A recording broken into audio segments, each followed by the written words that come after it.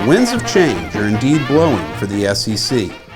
LSU fans and sports fans from all corners of the SEC will be seeing some pretty dynamic changes to both the college football landscape and that of collegiate sports in general.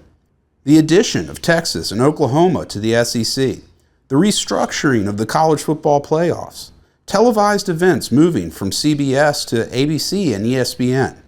These changes are in effect now, as of July 1st, sooner than expected. And to get some more information, we're going to go straight to the source. SEC Associate Commissioner Herb Vincent sits down with Jeff Palermo, the News and Sports Director of the Louisiana Radio Network, to provide some background and detail on the entire situation. I'm your host, Jake McMains, and we'll be back right after this. Join in summer fun at your library. Every Friday in June at 7 p.m., families are invited to the main library on Goodwood for Movies on the Plaza. Teens can participate in our Cool Career Series and Teen Summer Film Camp. Plus, there'll be children's programs galore. Find out how to sign up for EBRPL Summer Reading Program at ebrpl.com/summer reading. ebrpl.com/summer reading. Y'all ready? Yeah.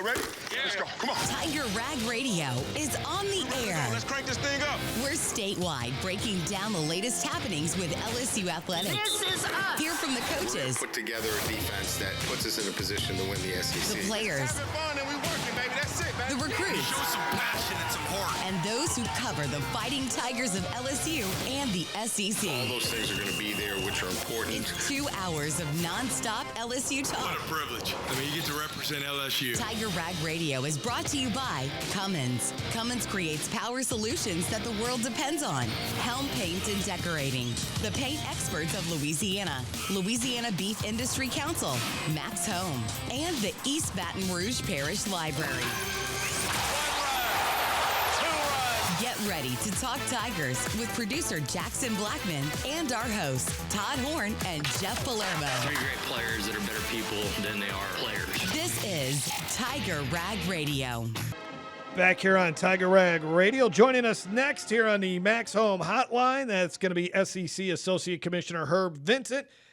As here's a portion of an interview that I did with him last week talking about Texas and Oklahoma joining the Southeastern Conference.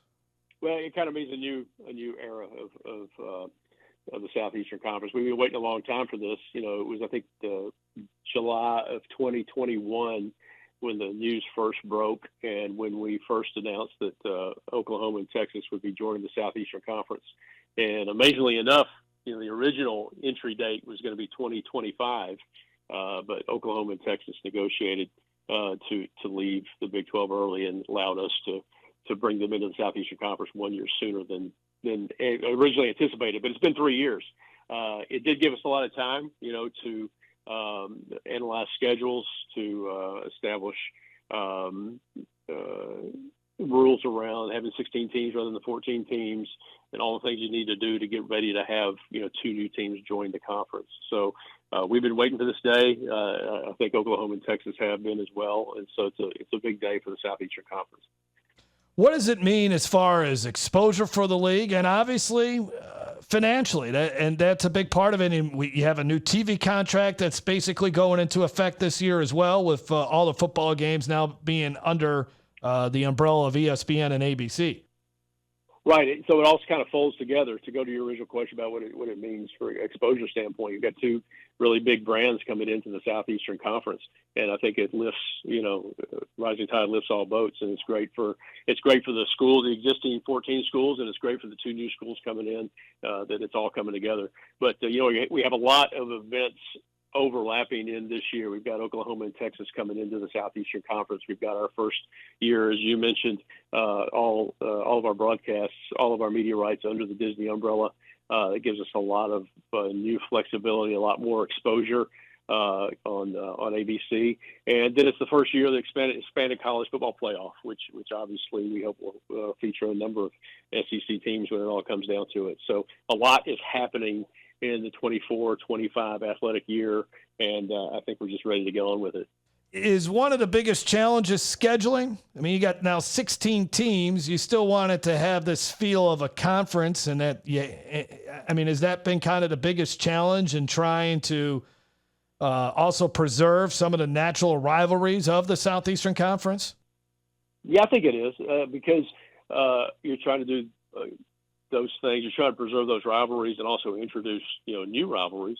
And it may be reintroduce some old rivalries. Arkansas, Texas, they used to be a big deal, and you're going to see them more often. Texas A&M, obviously, and for other reasons, that's huge.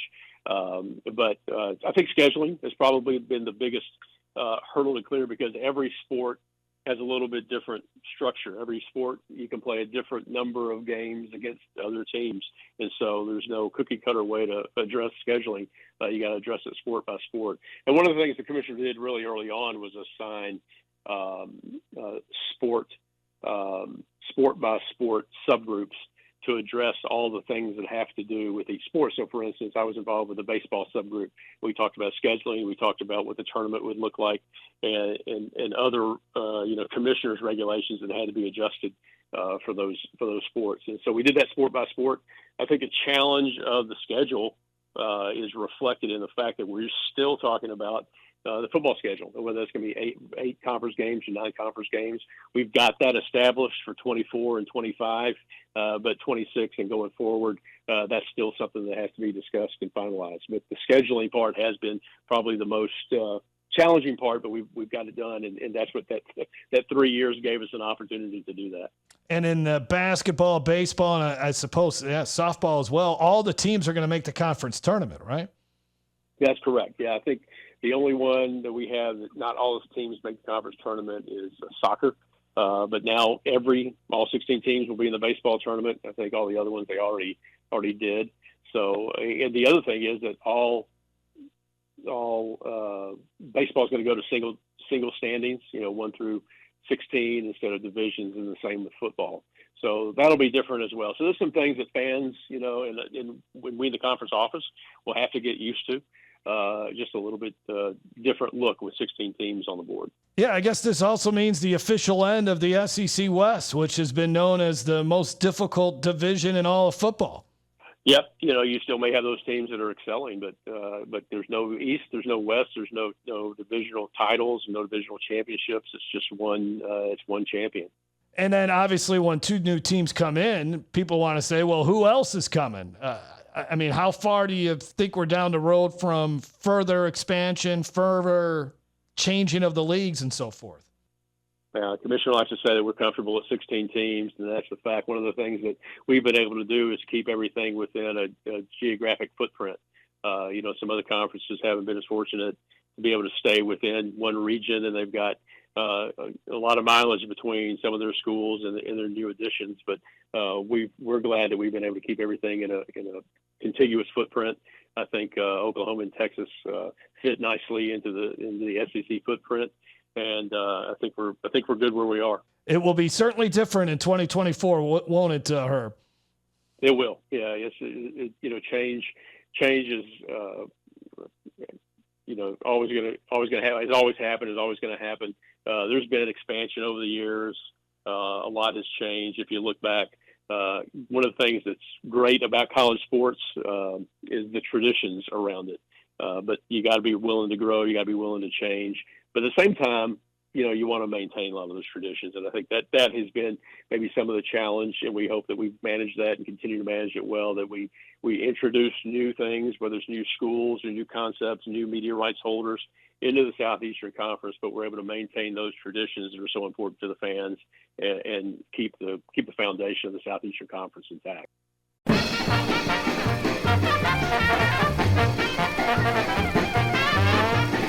All right, that'll be it for today's episode. I'd like to thank Herb and Jeff for the conversation. We'll be back later this week, but until then, stay tuned to TigerRag.com for all your latest LSU sports news.